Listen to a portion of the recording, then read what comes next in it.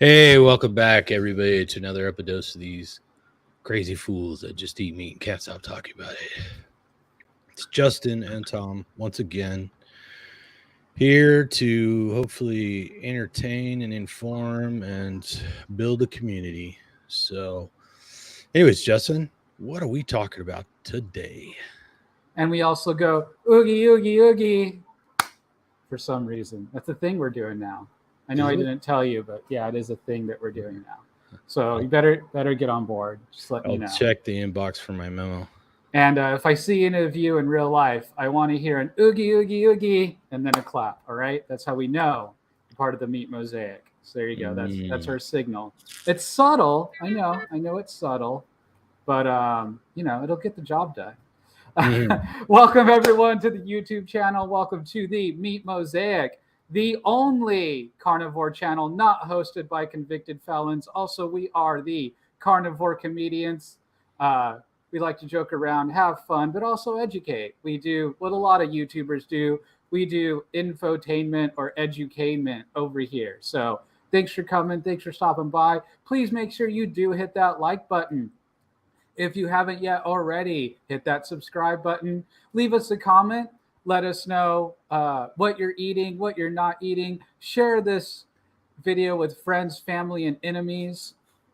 And just make sure you keep eating meat, and we'll help walk this journey with you. Dispel the spells of other YouTubers and other carnivore YouTube types peoples and with their bad epidemiology and bad science. Today's topic, at least our first topic for today, is ADD and ADHD. The reason for this is more Tom than me, I guess, but because of my background in psychotherapy, of course, I'm very familiar with these two diagnoses. I might have one or two of my own.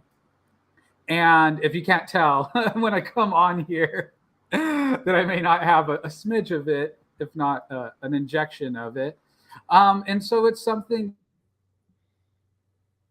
Now, what really has ADHD is my internet because it does not like StreamYard and likes to Mhm. cut me off because it Mhm. just loves me that much. Mhm. Um, so, yeah, we thought we'd talk about it because I Talk feel about that it. Talk about it. about it, talk about moving. See, there you go. See, we also sing, or I sing. Sometimes Tom starts it, and I have to I finish try. it. You I try. like to instigate. We like to cover many different aspects of health, and one of the surprising aspects of a keto, low carb, carnivore diet that people tend to notice than almost anything else. I think the only close first is energy, increased energy. But then the other thing that people tend to notice is focus. They're able to focus more, finish tasks more, things of that nature. And there is some dispute about ADD and ADHD. Some even classify it into the autism spectrum disorder category. I'm not quite sure if that's been quote unquote official by the APA or American Psychiatric Association yet. Should I Um, grab my DSM to show everybody? I don't know if you have the five. I remember they were talking about it in the five. I think they're still separate in the four TR or Yeah, I whatever. just have four. Yeah. I have my Where- five somewhere. Oh, did they actually publish that in hardcover? The Yeah. five? Oh Oh, yeah. It's been out for like 5 years now. Well, what's pernicious about five? Just some little uh, should we inside tell should baseball. we tell everybody what we're actually talking about? The Diagnostic and Statistics Manual of the American Psychological Association. It is the Bible of psychotherapists, psychiatrists, the field for diagnosing. The big red Uh, book. it's a big blue book. Oh, it's Well, I think the blue now. TR was, or the four is red, Yeah. but the TR and the five are blue. Um, Sorry, the way Tom scooted, it looked like he was in a like wheelchair. I'm Like, trying. I'm trying not to mess up my green screen, so I'm like moving very carefully. Here's an older version. yes, This that's is the the four. four. Yeah. So after that was the DSM-4 TR, if I remember right, and then after that is the DSM-5. But it's mainly used for insurance purposes, in my opinion. I mean, the diagnoses more or less are accurate. Each edition does have changes to diagnoses. Some diagnoses are smashed together, some are removed, some are added. Um, there's something like uh, a big, large number of disorders that have been added since the first DSM published. What was that, 60s? I can't remember now. Um, and then now we have the 5. I think that's the latest one still, even though I've had that since I was in grad school. Um, so the interesting thing about the 5 is that they're actually going to move to a point system. So like the next update will be the DSM 5.1 and there's going to be 5.2. Now I think that's good and bad. I think it's more bad, just because I think it should be a more difficult book to edit rather than an easier book to edit, just because what it is essentially is a book of labeling people, right? And yeah, it's to help them. I understand that, but I have a lot of misgivings about the DSM in general, and these days about the psychiatric community. But that's not what this channel or this show is about today. Um, we did just want to go over ADD and ADHD because Tom's run into a few clients, a few people that he knows, and he's like, "Man, ain't no one able to focus around here." Basically, right, Tom? Yeah. So, from a YouTube standpoint, I always appreciated the long format stuff. I like the deep conversation, the discussion, as it were, because a lot of things just aren't cut and dried, and I hate to see everything reduced to a headline slash bumper sticker slash you know short abbreviated sort of statement. So I that's one of the things I loved about long format YouTube videos, something like an hour or 2 hours so they really discuss things. And but I realized that a lot of the people that would benefit from the discussion just don't have the attention span to watch something that long. And of course, we started doing short ribs, and they would be 15 minutes, 20 minutes, maybe a half hour or some in some cases, and that was still too long. And then I was like, wow, because it'd be really helpful for some people just to be exposed to the ideas or have a little information. And then so Justin and I started putting together some really short videos. They're like 2 or 3 minutes. They're nibbles. They We even have a call them the cute nibbles. name, Yeah. nibbles. So they'll be coming out soon. Um, but I thought, when we were having this discussion about how common it is for people to have really short attention spans, I thought it'd be an important topic to talk about and maybe sort of parse out the difference between ADD and ADHD. Because one of the things we noticed is that when people go low carb, no carb, carnivore, even keto, their attention span tends to improve, right? And it wasn't that I wasn't aware of the condition Better than taking ginkgo biloba. Remember that was a big thing biloba, yeah, that was like huge back in, what was that, like the early 2000s? Just remember yes. it being like everywhere. I don't really see it sold anymore. It's not like, I don't know if it got disproven or people found out it had too many oxalates, but yeah, that was It's like a it's big on the thing. it's on the bottom shelf at the health food store with dust on it. Yeah. So, yeah. So since people tend to benefit from changing their diet and their attention span gets better, it's like, well, how do you help those people other than having an individual conversation with each one of them? How do you make a video that could potentially help somebody realize as they just adjusted their diet, their attention span might increase, and then they could consume more information, more ideas about how to make the changes. So, anyways, I thought we might dive into it. I did notice some trends. seem to go hand in hand with eating disorders. Of course, you certainly don't have to have a classic eating disorder in order to have a short attention span, but definitely saw a very strong trend. And oddly enough, I wound up talking to or coaching or getting requests from a lot of people that had eating disorders.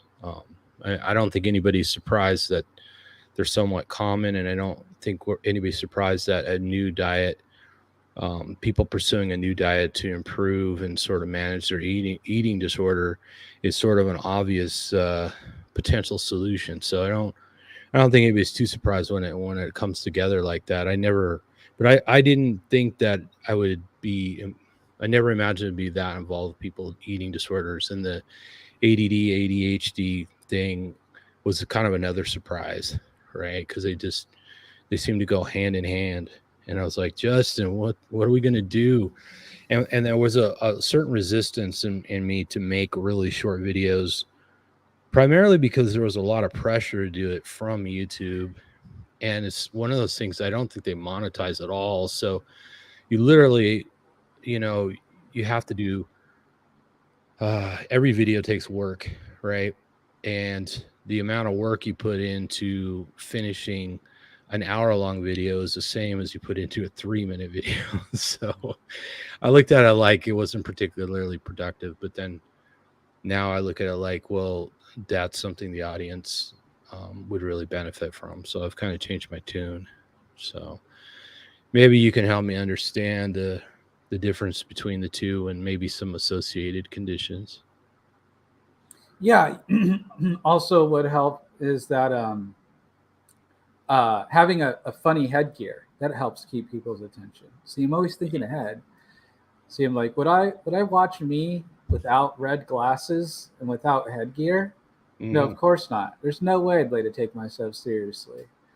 And you wear the Theraspecs, which are a blue light filtering glass. Um, you've had a history with migraines, and it helps with that. Right. And of course, a lot of people are familiar with blue light from screens sort of interfering with sleep, right? Right. So that's another reason. I found these glasses in the back of my glove compartment. These are actually glasses that were made by my healthcare provider. They are prescription lenses, and they're basically have heavier filtering at the top because I have a tough time focusing when there's a lot of overhead light, especially if I'm looking directly at a light source. So I was really relieved to find these. Were not cheap, and I found them in the back of the glove box in perfect condition. How long were they lost for, Tom? I'm gonna say 4 years. Were you serious? They were in a black case in the back of a really deep glove box. And I got my new car registration. I'm like, oh, I better go put this in the car. And I'm like, oh, there's probably a couple other old car registrations in there. And then, of course, there was a whole pile of face masks from the modern pestilence period. And so I'm pulling all that out, and the glove box is deceptively deep. And way in the back, there they were in the case. And I was shocked. I was like, man, I thought those were genuinely gone forever. But here we are. I have a pair of vintage 1960 Ray-Bans around here somewhere. Oh, did you know these are Ray-Bans for some reason? No, I didn't. Oh. Yeah. Are they? Well, they're Ray-Ban frames, yeah. Oh, nice. So, but they're I actually still think Ray-Bans. I think personally, I like Ray-Ban style, like over Oakley, over Versace. I really like the Ray-Bans style. I think they make a really nice product. I don't know why we're suddenly sponsoring sunglasses, but I think it's me and Tom both really like kind of like headgear and stuff. One of the things I like about Ray-Ban is they offer natural glass lenses in a few of their models, and of course the natural glass is much harder than the plastic or polycarbonate lenses. Hey ADS and hey ADS. Marge. So the natural glass doesn't scratch, and that drives me crazy because I've knocked my glasses off my face I don't know how many times, and they just land on the concrete and they're got a big scratch, and I can't stand looking at a scratch. So that's why I buy those BNUS glasses. They have the Corning glass lenses in them. They're very high quality, and I've never scratched them. They're not impossible to scratch, but I'm pretty hard on glasses because I have them with me all the time, and been very happy with those. But those aren't prescription or don't have a custom tint like these do. So, and these actually I think are plastic lenses that they made at the lab. The optometrist made. So, but still, if you like quality stuff, go for the glass lenses if you can. Totally. All right. Well, we can get on with the article just because I thought it would be helpful to have. Well, it's not data, it's just an article. Mm-hmm. Let's see if this works. Can you see it? Are things happening? It's here. I'm going to put it up on the screen. So this is from Medical News Today. I'm not particularly familiar with the site, but this is Timothy J. Legg, PhD, PsyD. So there he goes. Probably a psychiatrist. And the PsyD is like a doctorate, but instead of your doctorate being in research, the doctorate is in clinical. So that's the way to get. So if I was going to go for my doctorate, I would go for a PsyD over doing research. Although research would be interesting, I just can't. Like, I know I can talk to Bart, and Bart would walk me through it and double check all my stuff. So like it would be easy. But I'd rather write a case report of a very interesting case in clinical service. So that's just my opinion. So I would have gone for a PsyD. So this is what is the difference between ADD and ADHD? Attention deficit hyperactivity disorder can affect a person's ability to pay attention and their behavior. It often affects children, but adults can have it too. Around 1 in children in the United States have attention deficit and hyperactivity disorder. It can also affect adults.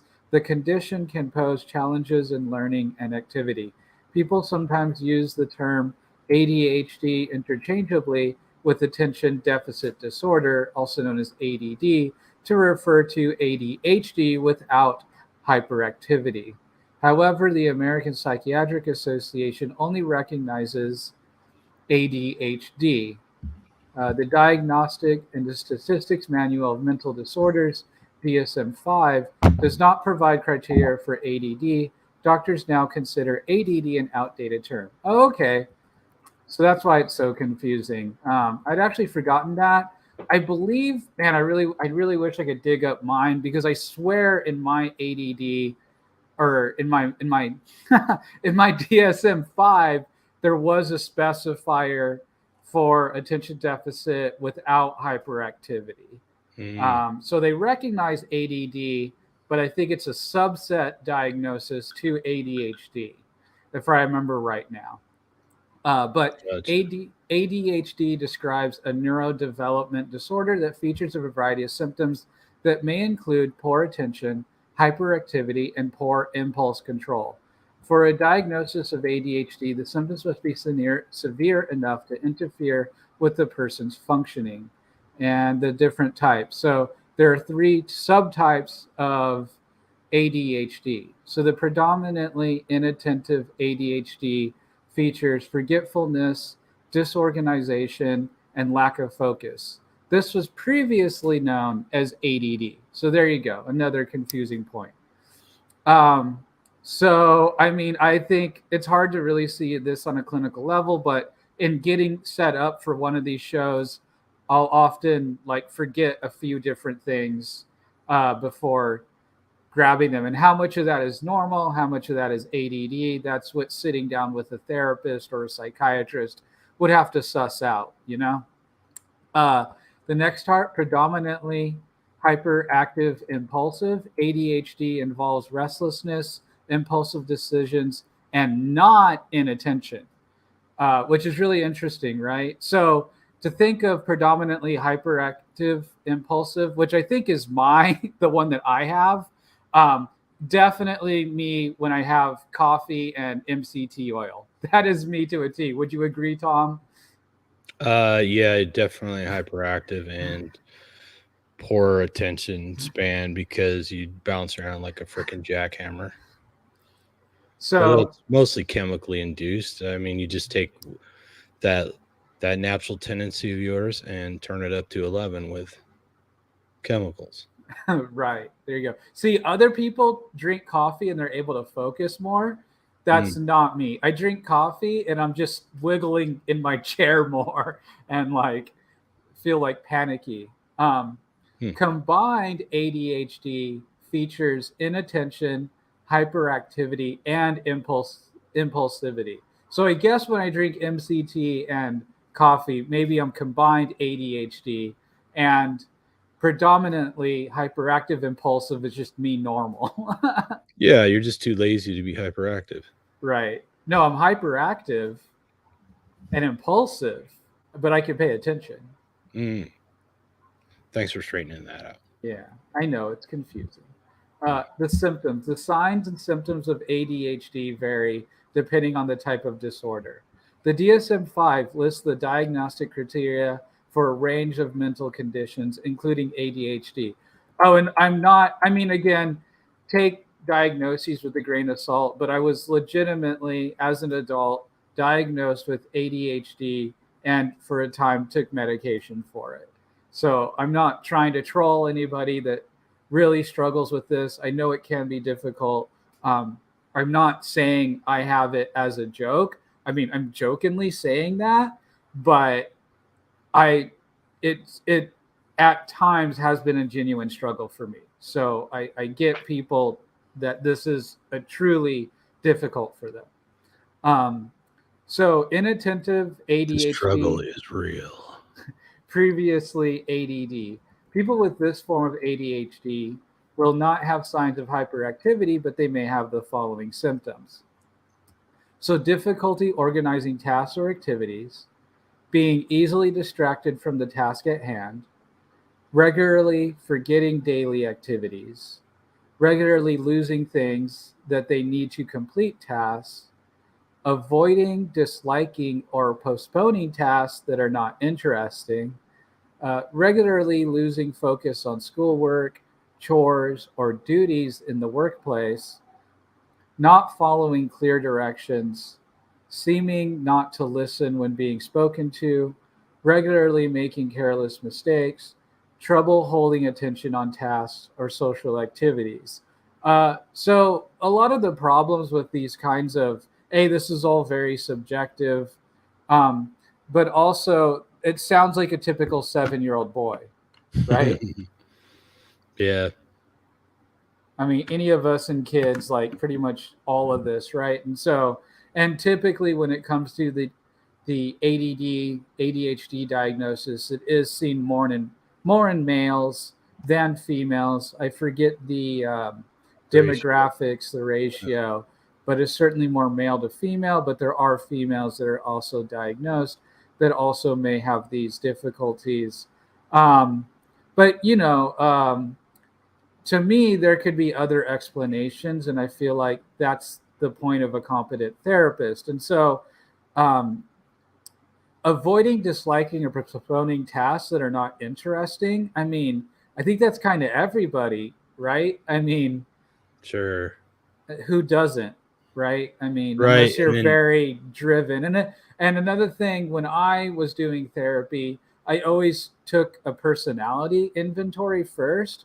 And so, if your personality, you're low in a personality trait on the big five, such as low in conscientiousness, you may really struggle with avoiding, disliking, and postponing tasks that are not interesting. Also, if you score low in another personality trait called agreeableness. If you're low in agreeableness, which means that you're disagreeable in disposition, you may also avoid disliking or postponing tasks that are not interesting. yeah. Well, I mean, that's one of the things about modern education. Most of it's just parking kids in a classroom, and a lot of people learn a lot better if they can use their hands to actually do something other than punch a keyboard, Right, or homework, right? Think about homework. Tom, did you always go straight home and get your homework done? Mm, pretty much. I mean, I was one of those latchkey kids. Uh, Wasn't allowed to go anywhere. So what else was I going to do? But yeah, I would sit there and, you know, it was, it was miserable. I hated school. So shop class was good. right. Homework Yeah, and so blows. right. I mean, I did better with homework when I found music. Um, Mm. and I was able to like sit at the table, put on headphones, and listen to like some Rush or something because that would help me actually focus. Is I distinctly the remember when I beats? was a young lad, a friend of the family. He was probably in college and he was older than me. Our moms were friends though, and he was like, "Oh yeah," he's like, "When I'm studying, I always put on something like Pink Floyd.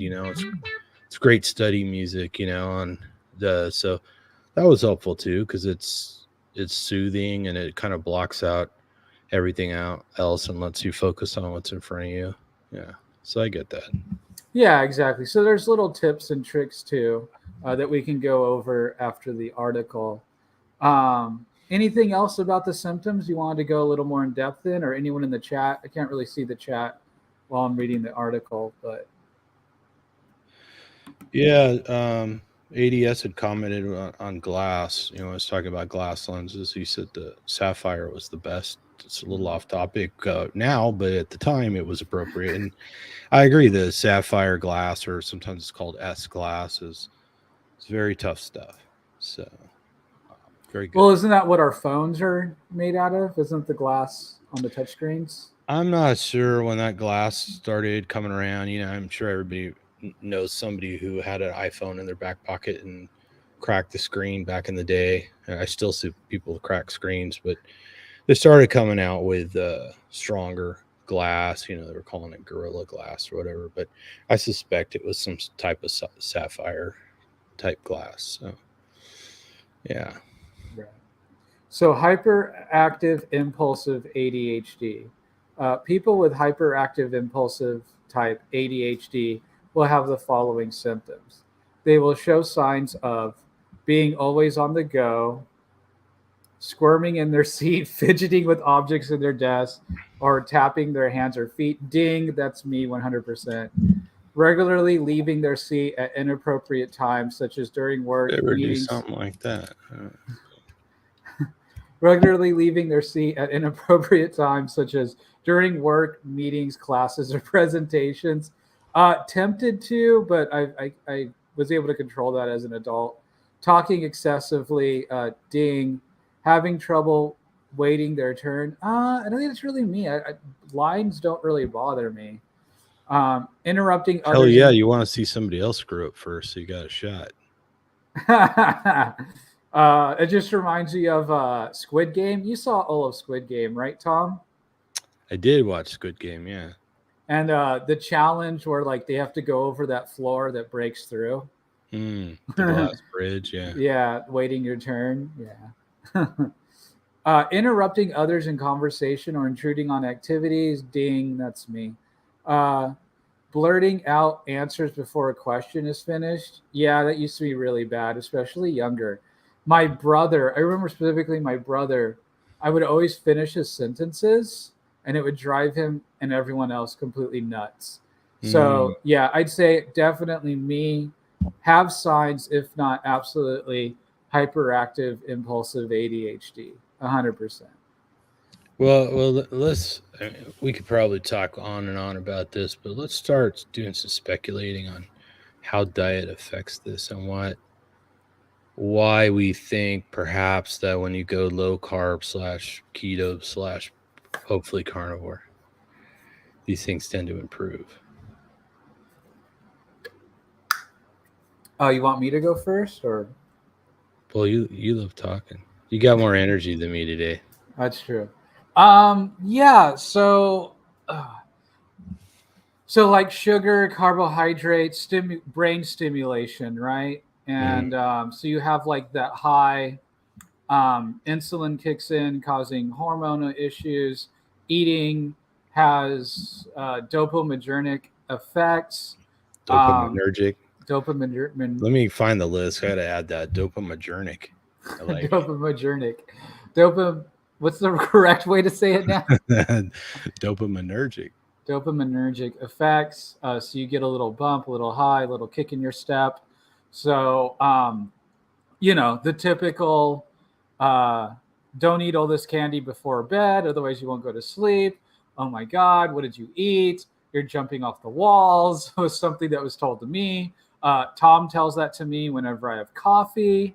Um, and so, yeah, this is something that we've known for a while in culture, if not also in the literature or in research. Um, and so I think a big part of it is simply just not having blood sugar spikes and falls. So uh, excitement levels appropriate. Uh, you're not overstimulated internally, which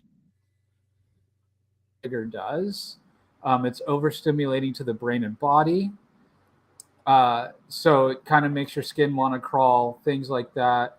Especially as a kid, um, I think as an adult, we tend to notice these things, so we tend to avoid it, Although I've heard of people that work night shift and things like that, they're getting into the donuts, they're getting into the candy because or around an office, right? After lunch at like 3 o'clock, right? They kind of reaching for candy, donuts, carbs, a Danish.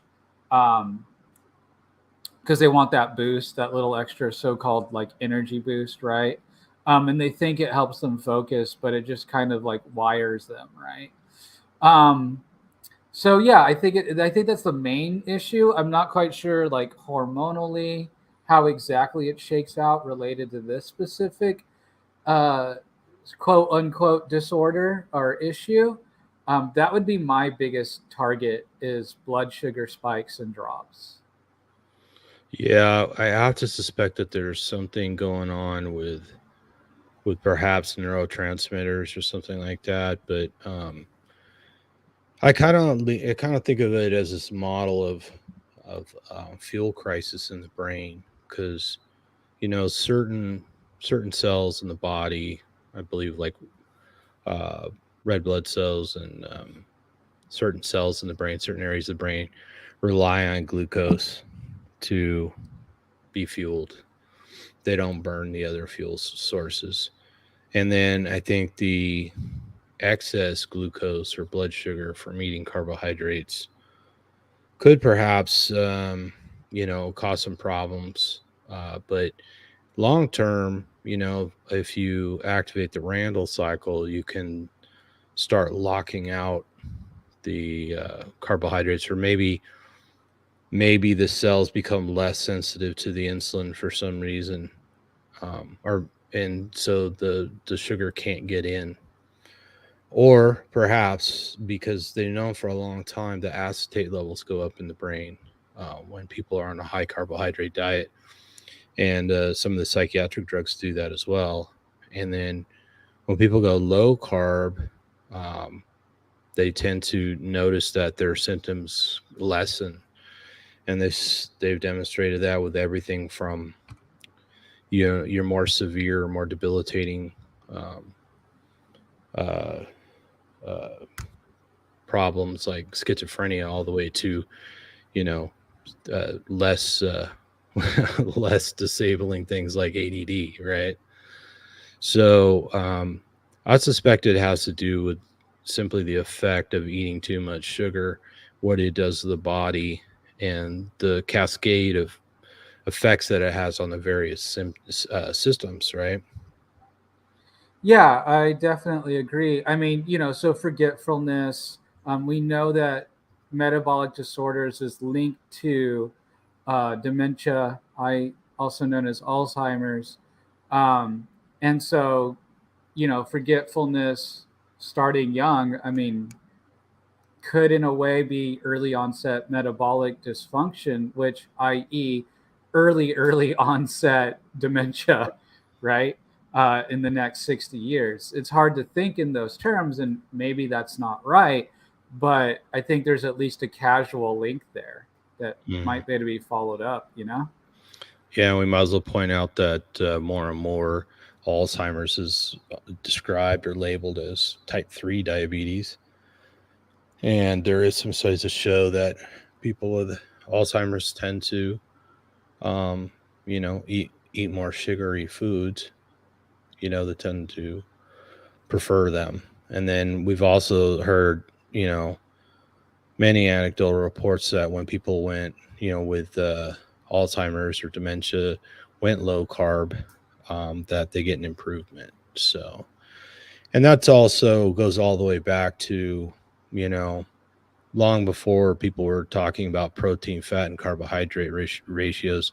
They noticed that a lot of these problems improved when people were starved, right? So they were essentially living off their fat stores because um, our blood sugar and the amount of blood sugar the body can store is a very small amount, but the amount of fat you can store is a very high amount. So if you don't eat for a while, you're going to be surviving mostly on body fat because then your body has to keep producing glucose. And we see that when we leave it up to the body to produce the blood sugar or glucose, that people tend to have their symptoms become quite a bit less, right? I mean, I don't know if you've ever seen anybody like cured of something like schizophrenia or ADD, but like in your own case, you still have some of the ADD traits or ADHD traits, but it's far less pervasive on a carnivore diet. Yeah, definitely. And it slows me down enough to where I can, because when you go to therapy for something like ADHD, they give you like homework and books, and they give you skills. They give you, Do they tie um, you down a Clockwork Orange it into you, or what? no, that's the problem, right? Right? How's that going to Uh, work? they give you, Does somebody run around positive holding a book in front of your face? As you... positive social skills and things like that. And when you're bogged down in a carbohydrate, sugar state, what have you, you don't have the focus to do the homework, to do the skills, right? And Hmm. so now I have self awareness like, Tom is talking. I know you have that thought. Slow down. Don't interrupt. Okay, wait till he's done finished. Now interject. And me and Tom have been doing this so long that I think we just naturally know when one of us, each of us, is coming at the end of a sentence or a thought. So Usually, in earlier I try ones, not to step on you too much. it was kind of a mess. Like go Except back when a I'm couple trying to of do it for years. entertainment purposes, like right now. Right, exactly. Great display, great display. Mm. And to me, that is, it's more the internal battle is easier rather than the external. Sure, it's like, it's really easy to be like, okay, stop interrupting people. But just telling someone to stop interrupting people does not get them to stop interrupting people. Right. You have to have the calmness of the inside of the body, in order to put that skill into appropriate effect, you know. And yeah, definitely going carnivore really helped that 100%, you know. Yeah. And it may well be all of the things we mentioned that contribute to it, right? Because like you said, your blood sugar is going up and down. You get kind of hyper, then you typically get, you've got all that high blood sugar. So then you get a shot of insulin from your uh, Well, pancreas. especially when you have, like when I went to my natural path, she was telling me, oh, don't ever let your blood sugar drop. You need to be eating 6 to 8 times a day. Right. She's like, oh, don't let your blood sugar drop. That was her And, solution, and I've heard that before, that's a very common recommendation from the past. And then, but I mean, that was a time when hardly anybody but diabetics were using glucometers, right? So nobody really knew what their blood sugar was, or what the sort of healthy ranges are. So it's like, what do you mean don't let it drop? I got to keep it at 300 all day or what? So which is a very bad idea. I don't know that would be healthy for anybody, but if you can keep it down, I mean, for most people, if you can keep it down under $1.20, you're doing good, right? Oh yeah, definitely. Yeah. Yeah. I I know don't people remember get my exact numbers back then, but I do remember her telling me, "Don't let your blood sugar drop. Don't have people blood sugar drops." people get very alarmed about anything over 100. It seems like, but I was explaining this the other day in a Facebook group. It's like, well, if you go to the gym and lift heavy, you're going to expect that blood sugar to go up because your body's going to kick out glucose, and that's part of the process or tied to the process of replacing the glycogen stores, right? Right. And Yeah. testing in the sorry, were you done, No. Tom? Yeah, I Oh, was done. I just okay. scratching. Um, My mustache is just. and a thing a lot of us in this community don't get is that, I mean, we understand it, but they don't practice it.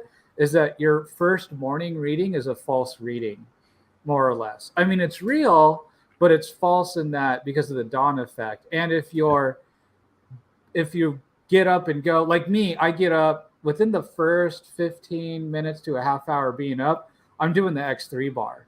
So my body's trained to release a bunch of sugar and glycogen store, um, so I can do my workout successfully. Because the thing that people don't understand is that if you don't have glucose floating around in your body, your muscle your muscles will not fire. Yeah, they got every muscle contraction is powered by glycogen, right? Right, Yeah. exactly. So And so when you talk to people that it's like, what do you do first thing in the morning? Oh, I work out fasted, but my blood sugar is 110, 120, 100. And it's like, yeah, because your body knows that you're about to punish it, put it through a stress test within the first half hour of being up. And that's fine and that's healthy. And that's what I do. And I agree with that method. But you've got to understand that that is why, typically, at least in my opinion, your blood sugar is elevated in the morning. And if it wasn't elevated, you'd have to be running on cortisol, which has another whole other set of problems. which also is part of the dawn effect, right? You get Right. cortisol and a dose of blood sugar. Which and that's the thing too. All these blood tests are just a snapshot, right? So I've done hundreds and hundreds of finger sticks, figuring out what did what and stuff like that. And of course, lots of people are wearing the continuous glucose monitors right now. That's been the hot ticket the last few years. But if you can't just look at arbitrary numbers and go, oh, 120, you're pre-diabetic, and it's like, well, did you just wake up? Did you just work out? What's going on here? Are you at least 120 all the time? I mean, and then of course we can look at long-term values like the HbA1c, because it's looking at how many of the red blood cells have actually been damaged by exposure to high glucose, right? High blood sugar. And so that's probably a better predictor. I don't think there's any way to test that at home, but it's usually on a standard blood panel. So you could just definitely ask your doctor about that. And that's probably a bigger indicator. And of course, guidelines, like, I think it's frequently said that, if your blood sugar's like 130 or above, you're pre-diabetic or something like that. But that's just kind of a general guideline, right? Because when you're worried about gluconeogenesis, or the making of glucose from the body, from body's other sources um, other than consuming carbohydrates, it's typically demand driven. You can't just eat a bunch of protein and force your body to produce an epic amount of glucose. It just doesn't work that way. And I think it was Amy Berger that did quite a bit of research on that. And I know particularly in the beginning when I was reading a lot of the keto literature, that was the thing. Oh my God, you're gonna kick up your blood sugar and kick yourself out of ketosis. So don't eat a lot of protein, you know. And Of course, it's incompatible with some people's goals, like mine, who just want to go lift every day. So looks like Marge has, she says 4.7, so that's got to be a HbA1c score. So yeah, um, I think it's something like 5.6 and lower is considered healthy or something like that. The stuff over 6 is considered problematic. Um, so 4.7 is a good solid low score. So good for you, Marge. I'm not sure if mine's ever been taken. I'll have to look at some old labs. I don't remember ever looking at that. Maybe they don't test it with me because I'm skinny. So they're like, oh, you're fine. You're young. You ain't going to have that kind of damage. Like I was saying, it's part of a standard blood panel, so it's usually on there. Yeah, just scan through and Oh, and for it. Tom's going to the doctor tomorrow. So maybe in a few weeks or something, we can do a blood panel comparisons. When was the Yeah, last time you had bloods done, Tom? I think when I looked at my records, it was like 2019. Oh, okay, cool. So this will be really interesting. Okay, Marge is saying that pre-diabetes starts about 5.8, and Raymond Neff says 6.5 and above is considered type 2 diabetes, right? And considering how they describe diabetes as insulin insufficiency, is ironic because to us it's not insufficient insulin, it's excessive blood glucose. Sugar, blood gooses. Blood gooses. Yeah, your blood gooses need to fly low and steady most of the time, with the occasional bump, right? Right. And that's the thing is, like, you think about it, everybody's worried about blood sugar, and they know that if they eat a bunch of carbohydrates, their blood sugar is going to go up. And they think the same thing about protein. I eat a bunch of protein, my blood sugar is going to go up. But there's so much less of a effect from the protein, and it is been demonstrated. Like I said, I think it was Amy Berger that did the work on this, or at least brought it to everybody's attention, that glucose level, when the body's synthesizing glucose from protein or glycerol backbone or whatever, there's different ways it can make it. It's demand driven. The body thinks it needs that blood sugar for a purpose. So Well, that and your body needs protein to make your nails nice, grow out your pretty hair. You know. yeah, everything's made out of protein. Your hair, your fingernails, your bones, the extracellular matrix that's the framework of your bones is all made out of proteins. So it's That's all got plenty to do. that's what your genes do. The genes in your DNA are there to regulate protein production, right? That's what the system's built on. So And I mean, good luck, but I mean, I would try to do it, but I mean, good luck trying to eat enough protein to get your blood sugar up to 300. You know? hey, since Marge and Raymond Neff are here, said Raymond left a comment on a video I did with Marge and her trainer Estrie, and he just drama. said, he didn't really clarify, but exactly what he was saying. He said something like, "Wow, just wow." So, yeah, that video was outside of our typical topics and everything, but I thought it was really important to discuss them because everybody thinks any substance you take for fitness outside of something that came from an animal, let's say, or some mineral or whatever is taboo or whatever. But I thought it was important for March to get her story out and talk to a trainer who's an advocate for it. Not that I'm saying everybody needs to do that, but it is very helpful for people. So and I thought, why not? It comes up all the time in discussions, like, hey, is there any way that Liver King's not using anabolics? I'm just wondering. And he denies it. He pretty much denied it. It wasn't like a hell no, I'm not. It's like, oh no, I don't need that. So whatever.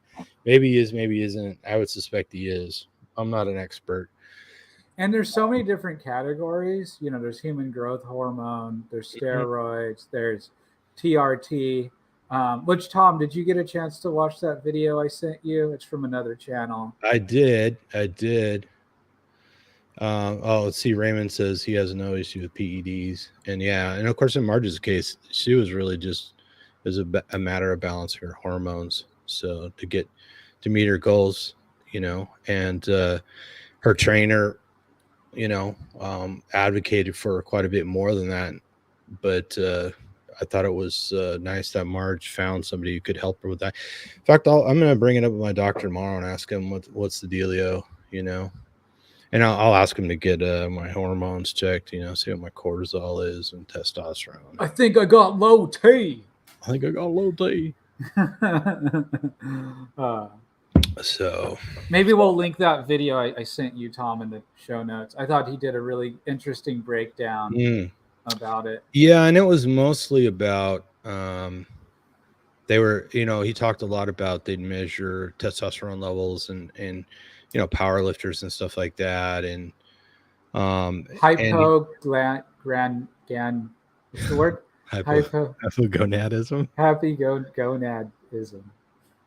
Happy gonadism. All right.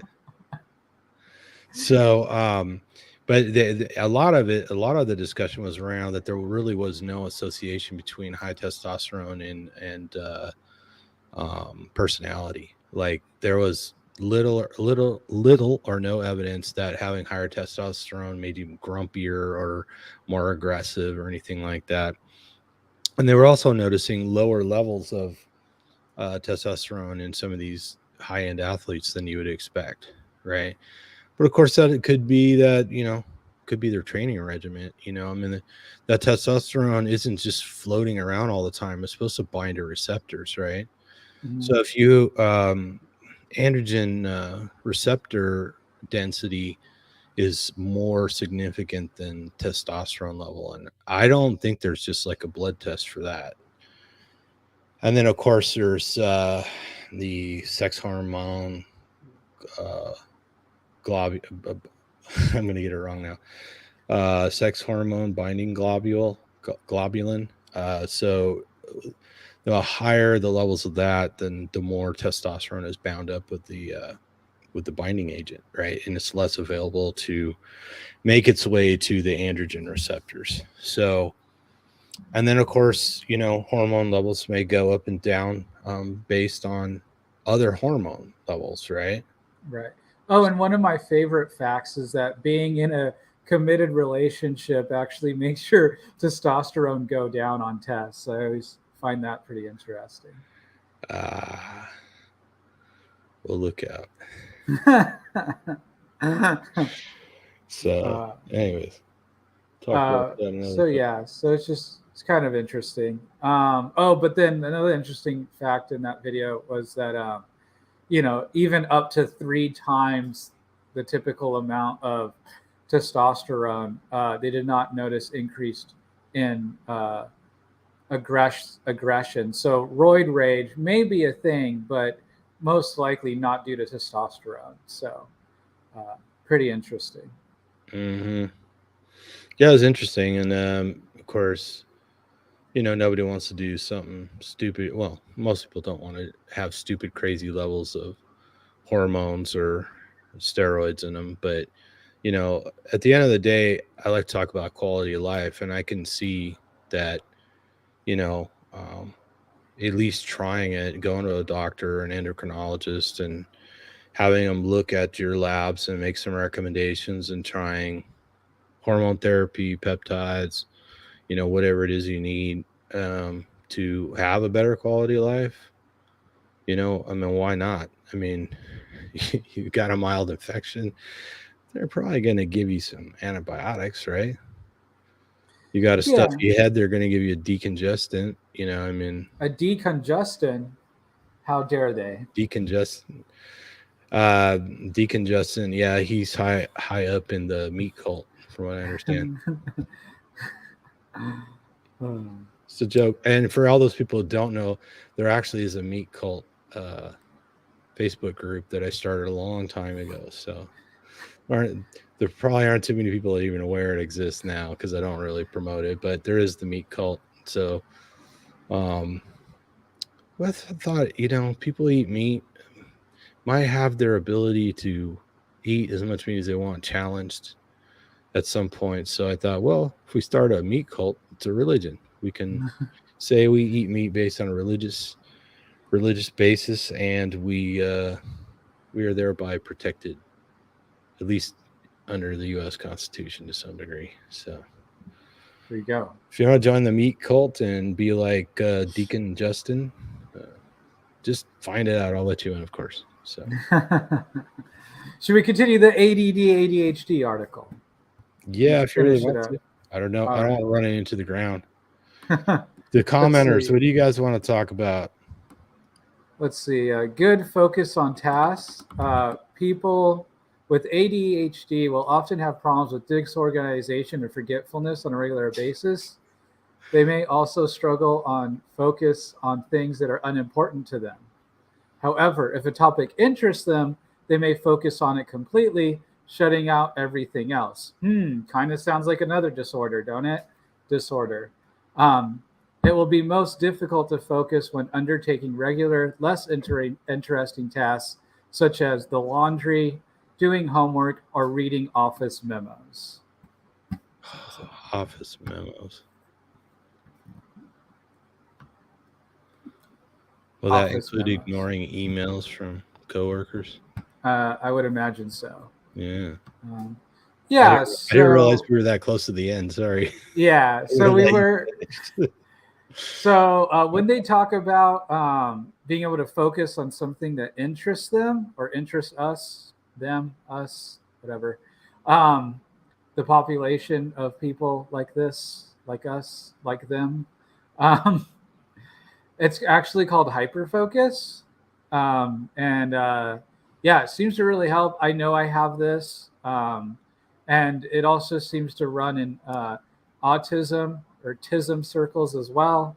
And then there's some advocates that advocate. There are some advocates that advocate for including ADHD in the autism spectrum. Right. Yeah, I think we mentioned that. Yeah. So, yeah, let's talk about hyperfocus real quick there, because I tend to be the more methodical, non-ADD type person, and you tend to be more ADD like ADD, ADHD. Yeah, and we both can do some serious rabbit holing, can't we? Yeah. Yeah. I know some other folks in the TISM tribe that are the same way. They're comparatively docile and focused and methodical, and they're excellent rabbit holers. They can go down rabbit holes for months at a time, just mining information, just consuming it and organizing it and understanding it. But then it's interesting that people that seem to have sort of an opposite sort of pattern or behavior can also do that they can turn their attention into something long and deep. I mean, that almost sounds like it contradicts the definition of this. Did you say long and deep? I did. Sorry. Which box am I going to check when I try and monetize this video? I think we're good on that one. We haven't said any swear words, right? No swear words. We use the words in context. Only the immature will giggle, and fans of Beavis and Butthead. Right.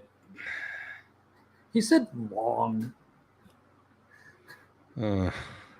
Don't bring up Beavis and Butthead, but Beavis and Butthead, because it's a sore subject for me at work. Because trying to explain to people the duty cycle on tools, how long you can run a tool, right? Some have 100% duty cycle, you just run them continuously, and some are 50%. Every time I bring it up, because they want to know why it shuts down, I'm like, you got to look at the duty cycle rating. And they're like, he said duty. He said duty. I literally can't say anything with the word duty without everybody turning into Beavis and Butthead. Well, you do work with a bunch of 19-year-olds, so what do you expect? Yeah, and it started with the adults, like my age and up. I don't think the kids, the 25-year-olds that just haven't had the Beavis and Butthead exposure Uh-huh. that we had, you know? Uh-huh. So, but yeah, it's kind of a sore spot when you're trying to explain important things to people. So Butthead has ADD and Beavis has ADHD. It's a good way to There you remember go. it. Yeah. Great example. If I Uh-huh. can only remember which was which. Butthead's with the brown hair. Beavis is the I am the great Gunholio. I get Ah. pee-pee for my bunghole. There you go. Somehow I can remember which is Ren and which is Stimpy, but I can't remember which one's Beavis and which one's Butthead. Well, one's a cat and one's a dog. Exactly. Although Stimpy does not look like a dog. Yeah. Wait, no, Ren's the dog. Stimpy's the cat. Duh. Right. Ren's a chihuahua. Yeah. Anyway, this has gone off the rails already. Off the rails. An hour in, yeah. An hour in, we're off the rails. We're off the rails, yeah. So some in-home tips, definitely diet. But like we talked about earlier, music, sometimes like driving, ADHD is a real struggle for me while driving. I claim to be a bad driver. I'm an okay driver. No one really complains, but I do not feel safe driving a lot of time. I don't like making left turns. Now, I've been in a lot of car accidents as well. I'm left turn so phobic. Let me see. Is there a name for that in the DSM? I don't think so. Left turnophobia?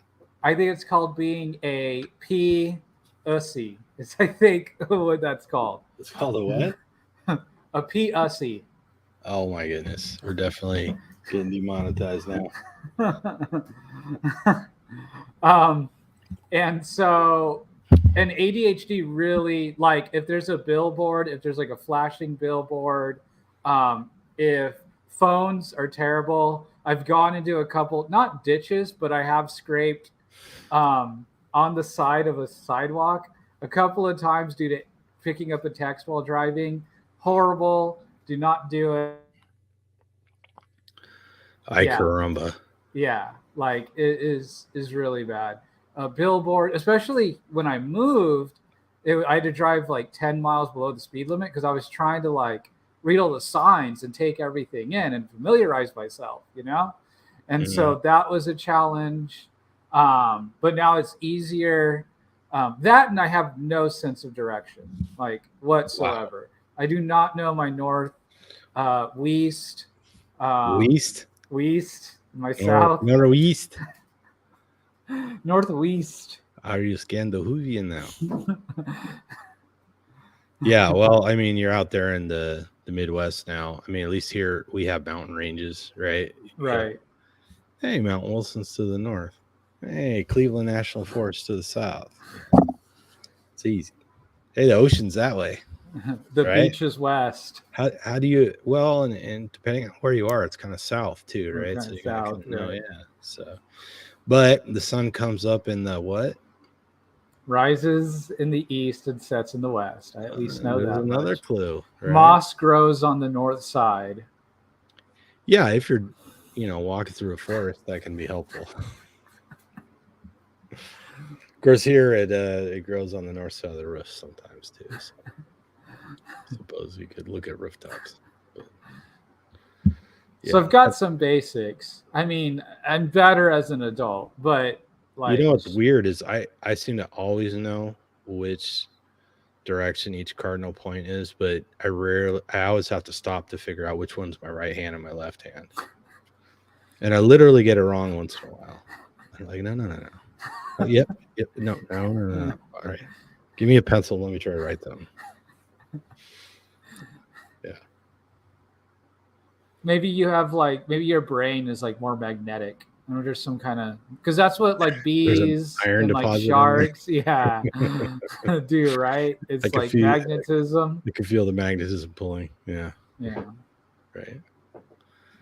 Yeah, maybe. I guess human beings do have a little iron deposit in the bridge of their nose that supposedly is vestigial organ for navigation.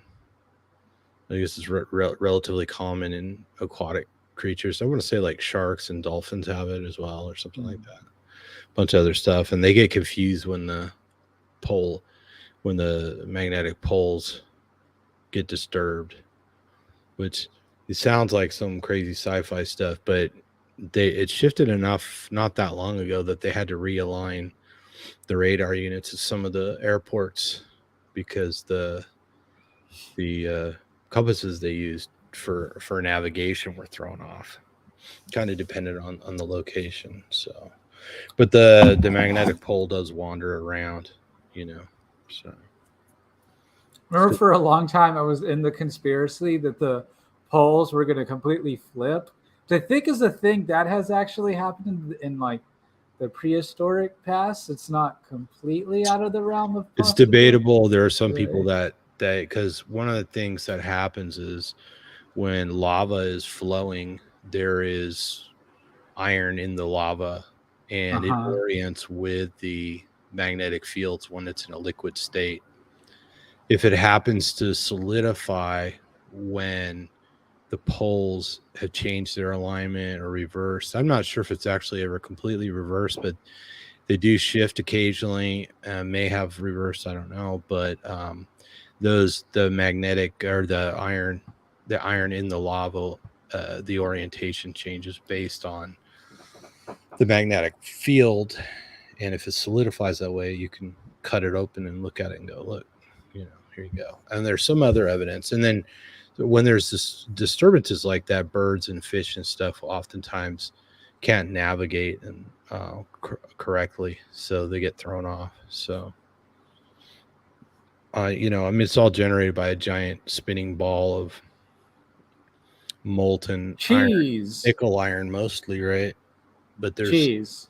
all the other heavy elements in there, everything heavier than iron, most of it's sank to the core. That's why heavy metals are rare on the surface. So all that stuff spinning, creating a gravitational force, right? Which we should be very, very grateful for, because it deflects a lot of the radiation, the harmful radiation off the planet, diverts it. That's also where we get our northern lights from, because there's a hole at the top and the bottom. There's a hole. There's a hole. There's a hole. Hole at the bottom of the sea. Yeah. And so that some of that radiation comes pouring in and lights up the sky magically. Which is why I told Carol it's on my bucket list to go see the northern lights. And ride a moose. Ride a moose to the Aurora Borealis. There you go. Wearing shorts and a tank top. More than likely. And lots of mosquito repellent, because if Canada's anything like where I live, holy cow.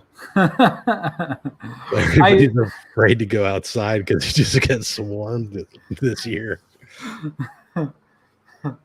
I did have a reason for saying I'm a bad driver. Music helps. Blasting music actually it's therapeutic for me. I think it helps road rage, and it helps me focus on driving. Yeah, I like to thump it when I'm driving too. You know what? The realization I had now that I'm older and I have nicer stereos, I never really listened to Black Sabbath on a good stereo before.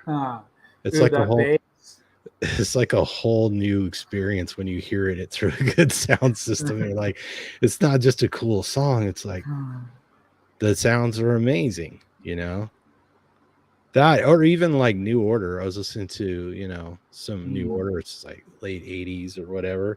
And hearing that on a good sound system. Because I mean, when I was a kid, I mean, like boombox. Yeah, you had a boombox, some shitty headphones. And a tape. And then, but the sound quality's gotten so much better, even at concerts. The sound quality is dramatically better now than it was in the 80s and the 90s, especially for outdoor shows. Yeah, or when, God forbid, you're in a giant arena that's indoor, or like a what am I thinking? Is it Staples Center or whatever? Oh, Empress Jules is here. Howdy. Hi, Jules. No Carnivore Christina. What's up with that? Yeah, hopefully she got over her cough. Yeah. So, anyways, I don't know why I'm talking about music and sound right now, but other than it helps Justin drive more and crash less. Right. There you go. That's the goal. Other tips, smells can help. Setting up your environment helps. Using a schedule and a planner. So all of us have a calendar in our pockets, among other things. Using Google alarms, Google calendars, alarms, and things like that can be really helpful. That way, it helps with forgetfulness. Like soon as someone tells me, "Hey, we're doing a meeting" or something like that, it goes on my Google Calendar. I'm starting to get better about it. We have technology now, and so the less clutter you have in your head, not just nutritionally, but Oh yeah, also writing it down takes it off your load, right? out of your Your cranium. Yeah. yeah. I was just talking about that with Marge yesterday. She was like, she plans out her day the day before and stuff. We were talking about that because I have lists. I use that keep notes for recurring lists, and then I put stuff on my calendar. Of course, a lot of that. I mean, I'm always setting alarms at work because it's like you get Around. so busy at work, and then people are calling you. You're in meetings. You're trying to get stuff done. Conversations erupt, and it's like it's easy to forget. Oh, holy crap! I got to do this. I got to do that. So I'm always setting alarms on our watch. We did a bunch of videos on um, fitness trackers or wearable technology, and that's probably the thing I use it most for is setting alarms. You know.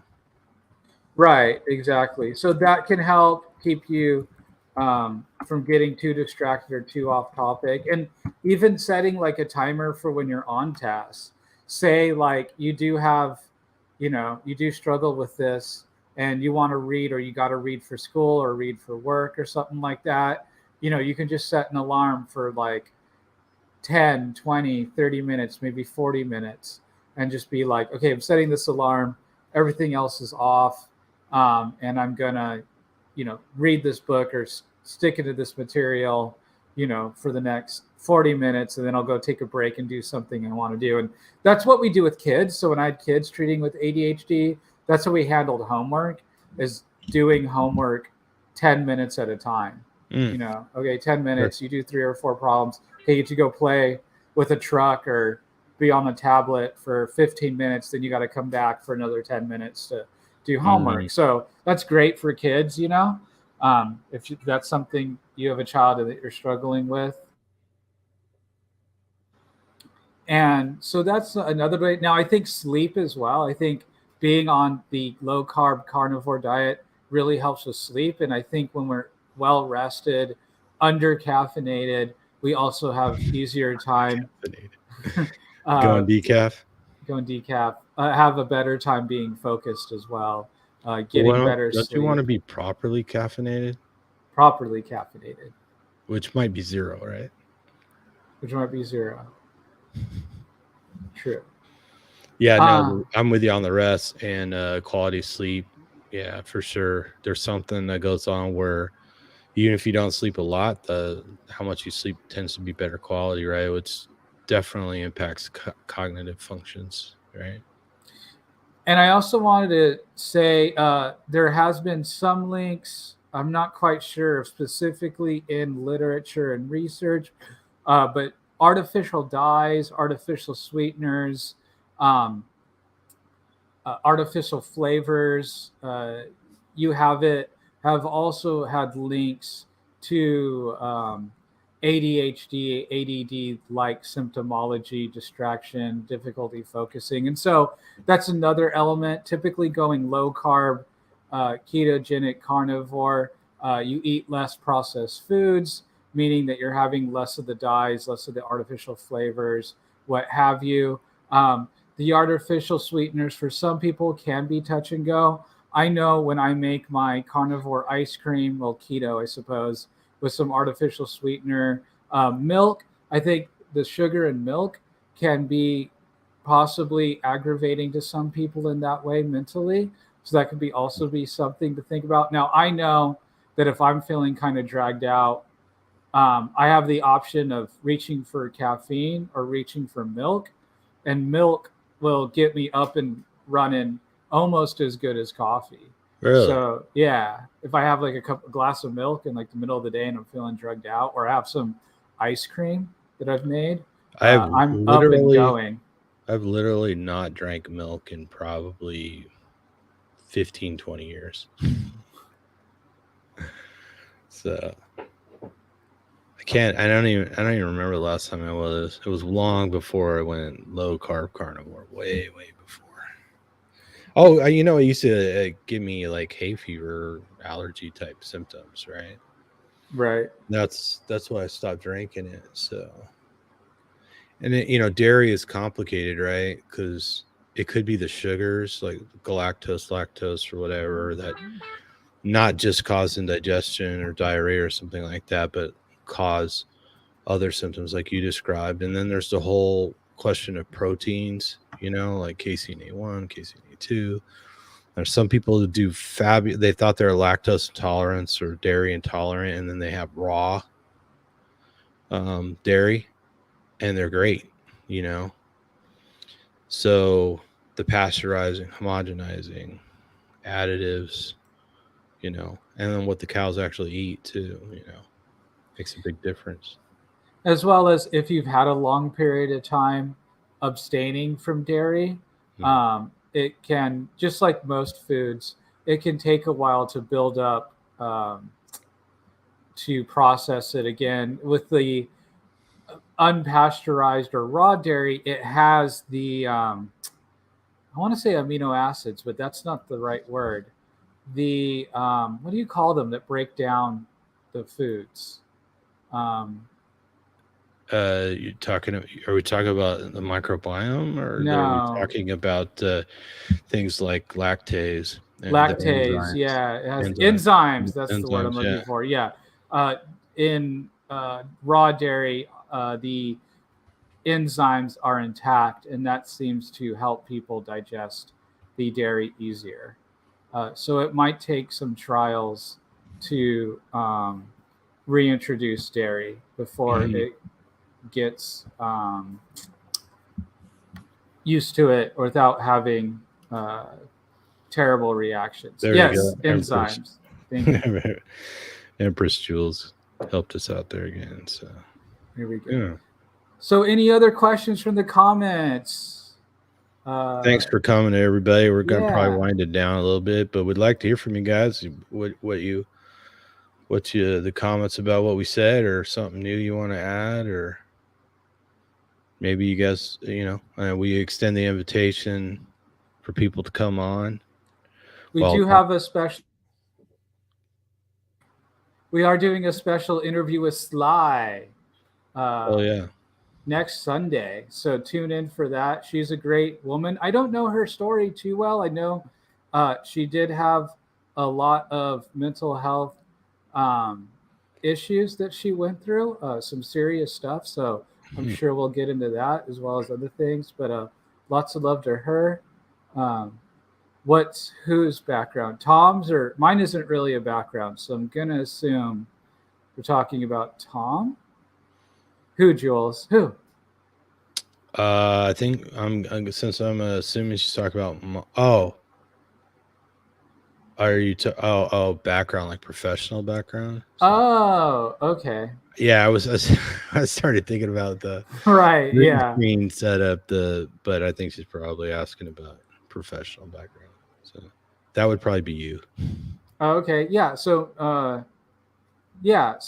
for me, master's degree in clinical psych, marriage and family therapy. Did some therapy with um, children and adults and addiction. Worked in addiction treatment. Currently, I work for a third-party health insurance, doing some wacky stuff for them. Um, just a thing I've been doing for a while now, but I enjoy it. And I also do carnivore slash life coaching as well.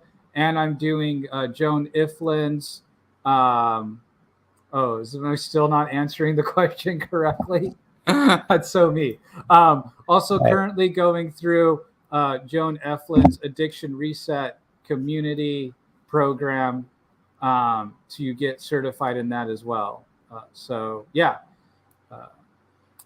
As far as carnivore, if that's the question, um, yeah, carnivore 3+ years started as a lot of things in life do with a car accident, especially if you're from California. Um, and I had these terrible migraines I've been dealing with for about a decade, even before the accident. Get into the car wreck. Um, my migraines are out of control. My body hurts. I end up doing some research on Amazon, Google, as many people do, and I found the work of Angela Statton's book, Curing the Migraine Epidemic. Get into her group, start working with her, and I get turned on to the carnivore diet and haven't looked back really. Now, to be fair, a year before that, since I'm in the psych field, I was a huge fan of Jordan Peterson. I did hear about Michaela Peterson, did hear about the carnivore diet, but at the time was too anxious, didn't know enough to give it a shot. So I could be at 4+ years, but 3+ years, and here I am. So that's it in a nutshell. So yeah, for me, it started somewhere. Well, my first exposure to having some sort of profound effect by changing my diet it was I got stuck at an airport and I read Protein Power because it was on sale at the bookstore there. So I tried high protein a long time ago, and weird things like my eyesight improved. I had a cavity that remineralized and stuff like that. But I really didn't. Was very focused on trying to get more protein in and probably not quality protein. And I was a bit of a gym rat, so there was a lot of, you know, pre workouts and creatines mixed with sugar and stuff like that back then. So I kind of had mixed results, and eventually kind of forgot about that. And then down forward to the end of 2016, I was talking to my good friend, and he was talking to somebody else, and they were talking about low carb and managing blood sugar. And so he and I both started. We I think he did audiobooks too, but he might have. I do audiobooks, so it's a lot of Gary Taubes and um, what's her name, the marathon runner, Maria Emmerich, and stuff like that. And started. I also got diagnosed with autism somewhere in between the Protein Power in 2016. I just can't remember what year that was, but I was in my late 30s. So, and I was kind of that was kind of exploring social media and meeting more adult autistic people like myself, high functioning adults and stuff, and kind of understand it, because getting a diagnosis as adult, you're kind of like you're shocked by it, and then of course you know it's just people have known your whole life, like, well, that's ridiculous. So when you go out and you meet other adults like yourself, then it all starts to make sense. So I started getting involved, started going low carb end of 2016, started meeting other people like myself that were doing the same thing. Then went keto for part of 2017 and found myself just wanting to eat more meat, and somewhere in there I'd gotten stopped going to the gym because I had just really terrible arthritis. My hands were screwed up, my back was screwed up, my neck would hurt, my shoulder would hurt, my feet were miserable all the time. And I'd been diagnosed not just with autism but anxiety and stuff like that. So um when I was doing keto and I just started eating meat, like I said earlier, I was doing all these finger sticks, and I'm like, I might eat more meat. My blood sugar's not really going up much, but I immediately was getting relief from arthritis. So, and I noticed my anxiety was tapering off, stuff like that. And eventually, I discovered, there's all these people out there that just eat meat. I remember finding World Carnivore Tribe on Facebook and going, oh my God, they have like 5,000 members. I can't believe it, and I was like 50,000 or whatever it is. I wouldn't know because I'm not allowed there anymore. But anyways, and then I wound up meeting Sean Baker. We just both happened to kind of live locally, and he was doing a rowing competition, and my girlfriend was like, I can't believe you actually are going to go to a sporting event voluntarily. And I'm like, yeah, but I'm going to go meet Sean Baker. He's a carnivore, and he's gonna set a record today. Someone down there, and I want to talk to him. I talked to him on social media, so he knew who I was. I think I'd already started Autistic Carnivores, and of course, he has an autistic son, so he was very supportive. And then somewhere in there, I worked on some of the projects with him, like meatheals.com and MeatRx and stuff like that. So I got a lot of training for Sean, and both just going through his coaching programs, and also I just happened to have filmed him doing some of the training films and stuff like that. So, and then I just got involved with talking with people, and then people wind up asking a question, and I tend to coach people who just seek me out. I'm very busy. I've got a very busy job. Spend a lot of time sitting in traffic, which is okay for coaching, because people call me sitting in traffic. They can have my full attention when I'm crawling down the 91 at 8 miles an hour. So I, unlike Justin, do not crash into things because I do not have ADD, ADHD. So yeah, but a lot of people seek me out either because they're on the spectrum, some of their families in the spectrum, and then of course, to my surprise, there's so many people with eating disorders out there, and a lot of them wind up coming to Diets Like Carnivore to see if they can help with things like ADD and cravings and so on and so forth. So I spend a fair amount of time coaching just a handful of people at a time, so as I can. So anyways, and yeah, it's crazy because people from all over the world, I mean, will find you somehow. So anyways, that's my background. Autistic Carnivores has been there for a while. A bunch of Facebook groups. I had a keto group that's still there. Like I mentioned, we've got the meat cult. It's kind of our hidey hole for funny stuff and stuff like that. So yeah, Empress Jules, she's commenting that she has an autistic son. He has he seen improvements? Where? I think she's talking about Sean's son. Did Oh, Sean's son see improvements, and where was his son on the spectrum? yeah. So Sean's son's I don't know his son that well. I just know from Sean talking to me, he doesn't live with Sean full time. I think he lives with his mom most of the time. His mom controls the diet, so Sean doesn't have a lot of input on what he eats, but he's got to be high school age or more by now. Yeah, But I want to say he's 15. he's quite bright. Um, um, he's very good with the facts and stuff like that. So, but to the best of my knowledge, I'm no expert on this, and to be honest with you, I haven't talked to Sean much lately. I maybe text him once every couple of months now. So I'm not But really. I do want to note that Jules, in Autistic Carnivores, because I know you're in there, Mm, if you ask, hey, has anyone seen improvements with a low carb carnivore diet in their child with autism, you'll get some responses. Another great person to watch is Carnivore Yogi, mhm, also known as Sarah Kleiner. mhm. She has a daughter that's 15 now, that's nonverbal, I won't even and pretend to know what ages they are. So yeah, and she talks about from time to time a lot of improvement. yeah, her daughter is extremely bright but nonverbal. Yeah, so yeah, but feel free to ask on Autistic Carnivores. I'm sure some of the parents that I've coached or that are in there would love to talk about the improvements that their children have had with everything from hyperactivity, digestive issues, focus. A lot of times they engage more, they become more verbal and stuff like that. So yeah, for sure. Feel free to ask any questions in there. Or if you want me to ask it, just let me know. Send me a message on Facebook or whatever. Let me know that, and I'll ask a question for you. I love to do polls and stuff like that.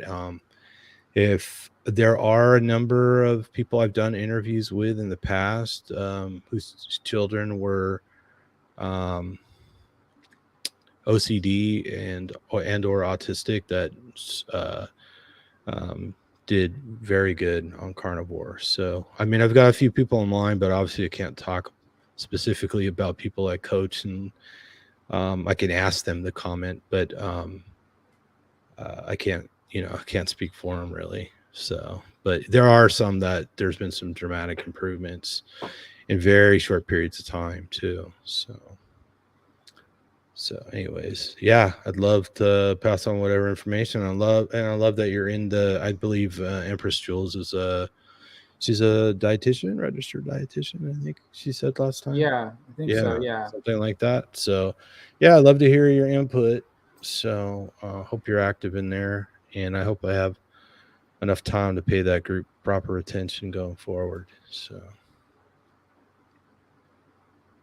yeah, I appreciate you asking a question, and I appreciate you being in the comments section with everybody and participating in autistic carnivores. And I don't have any hard or fast rules about people being autistic to join the group or having an autistic family member. I let other people in. As some people just are just curious, and of course, you'd be surprised that some of the people in there are doctors and stuff like that, and clinicians and so on and so forth that work with autistic people. So they come in there to see what they can see or comment what they comment. So, in fact, Dr. Toth was in there for a while. He's a guy from Paleo Medicina. Right. Yeah, I haven't seen him post in a long time, but he was a member. Sean was in there. I don't think Sean's posted in there for a long time. I think Paul Mason's a member in there too. Yeah, he is. So, and maybe we'll get Dr. Yoga Nathan on one of these days, and hopefully the Holy Grail is going to be getting Dr. Chris Palmer from. He supposedly has a book coming out, and I'm going to start. Oh yeah. I'm going to start bugging. Dr. Palmer's a psychiatrist who had good Mhm. success with patients going low carb, lowering their symptoms, and he was able to lower their medications because of their medications cause a lot of side effects. So let me see. Empress Jules comment says, "What's funny about me is that I can give a great advice on nutrition and the science of the brain, but I struggle with my son just eating carnivore. He's still on a more keto diet." Well, I mean, why rush it? That's a lot of the things I do when I coach people like that is just pass on tips to help them adapt their diet and get used to other foods. And a lot of that I just learned from other parents who found a successful path or some little trick one way or the other to help the kids try something new or replace something that's really bad. So, but yeah, I'd love to talk to you about it. So hit me up anytime. Posting autistic carnivores. Message me on Facebook. Use And message. just to correct, Jules is a certified nutritionist that works with a neuroscientist. So quite Mm. fascinating. Got to have you on sometime whenever you're ready, Jules. Yeah, and why not? Yeah, exactly. Why don't you come on and talk about what you do and what your experience has been like? So, anyways, well, J man, we're past an hour and a half. Oogie, oogie, oogie. It's gonna take me a while to warm up to that. You're gonna have to have some patience. Yeah, It's for the ADHD crew. That a way they lot of come people on the back on spectrum, it. by the way, are super picky eaters. So, yeah, that's a big issue. Super picky eaters. You got these kids that just eat goldfish and chicken nuggets and ketchup. And it's like, and so Ketchup? Who eats ketchup? That's crazy. mhm, that is some crazy talk. But anyway, so thank everybody, and keep a lookout for our Niblet videos coming out, the super short ones for our friends. Nibbles, not nibble. Niblet. Nibbles, Niblet, and what was the other? I forgot all the names we came up with. NA. We were having too much fun, but we got some super short, like 3-minute videos, and we got the short ribs, which are usually like 15 to 20, 30 minutes maybe, and then the long format ones like this, trying to help everybody get a little bit familiarity. So yeah, go ahead and DM me. It's I probably easiest if you do it on Facebook, but you can DM me on Instagram too. I forget to check that one sometimes, but yeah, or whatever. We'll get in touch because I'd love to talk to you too. So until next time. Eat some meat, feel better. Hit that like button, subscribe, pass this on to friends, family, and enemies. Leave us a comment, Yep. and we'll see you next Sunday with our guest. And whatever you do, eat some meat, feel better, and whatever you do, One more time. Why not? don't fall Thank you, down Joel. that carb hole Yeah, don't fall and down get that carb hole. ADHD. Yeah, that'd be a shame. You don't want